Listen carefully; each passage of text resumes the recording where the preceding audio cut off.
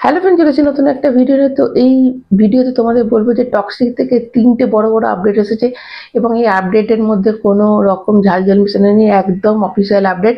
তো প্রথম আপডেটে চলে যাই। প্রথম যে আপডেটটা এসেছে সেটা হচ্ছে এর আইটেম সংকে নিয়ে। তো কিয়ারা আডবাণী এবং ইয়াশ একটা আইটেম সং হচ্ছে, সেটা গোয়াতে শুটিং হচ্ছে। গোয়াতে রিয়েল লোকেশন বলে একটা জায়গা আছে, তো সেখানে এর শুটিং হচ্ছে বা হয়ে গেছে।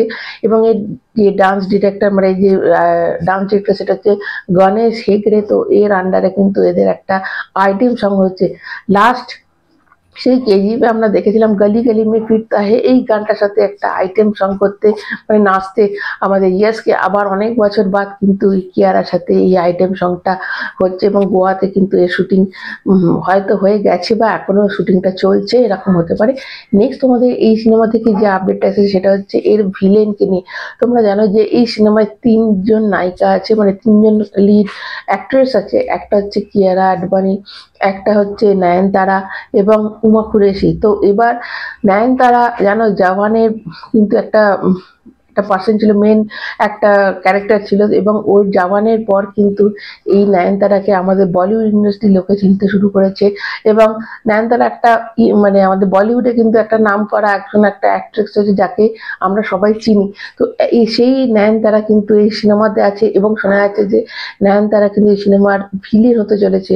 মেন ভিলেন কিন্তু এখানে একজন নায়িকা হতে চলেছে, মানে কোনো মহিলা ক্যারেক্টার হতে চলেছে।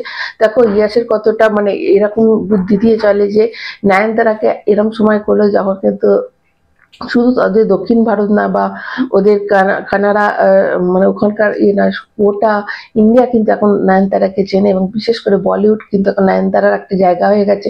তো সেই সময় কিন্তু নয়নতারাকে মেন ভিলেনের এখানে কাস্ট করা হবে, মানে মেন ভিলেন এখানে থাকবে নয়নতারা। এবং থার্ড যে আপডেটটা আছে সেটা খুব ইম্পর্টেন্ট, সেটা হচ্ছে এই সিনেমার রিলিজ ডেট নিয়ে। এবং মেকার্সের তরফ থেকে যেটা শোনা যাচ্ছে, তারা এই মাসের মধ্যে কিন্তু একটা রিলিজ ডেট ফাইনাল করতে চাইছে।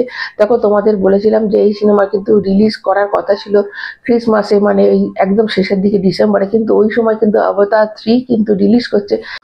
তোমরা জানো যে জিতু মোহন দাস, মানে টক্সিকের যে ডিরেক্টর এবং ইয়াস, তারা কিন্তু ওভারসিজে তাদের সিনেমাটা যাতে ভালো চলে সেই জন্য ডিস্ট্রিবিউটার এবং ওইটা প্রডিউসার এবং ডিস্ট্রিবিউশনের কাজ দায়িত্ব দিয়েছে 20th সেঞ্চুরি স্টুডিওকে। এবার 20th সেঞ্চুরি স্টুডিওরই কিন্তু সিনেমা হচ্ছে এই অবতার 3।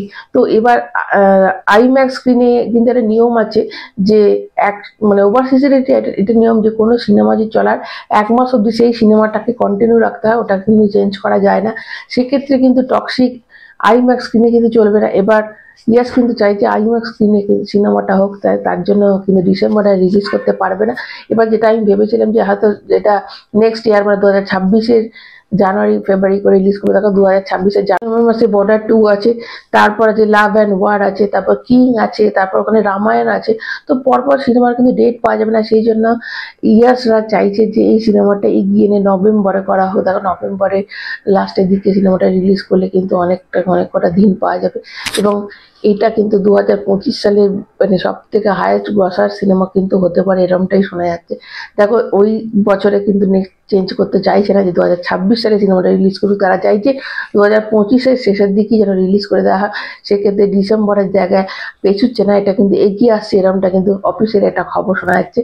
তো ডেট কিন্তু পেছুচ্ছে না, ডেট এগিয়ে আসছে, এরমটাই শোনা যাচ্ছে। তো তোমাদের কতটা এক্সাইটেড লাগছে এই খবরটা শুনে অবশ্যই কিন্তু কমেন্ট করে জানাবে। যারা নতুন তারা চ্যানেলটা সাবস্ক্রাইব করবে, লাইক কিন্তু অবশ্যই দেবে। এখন মতো টাটা।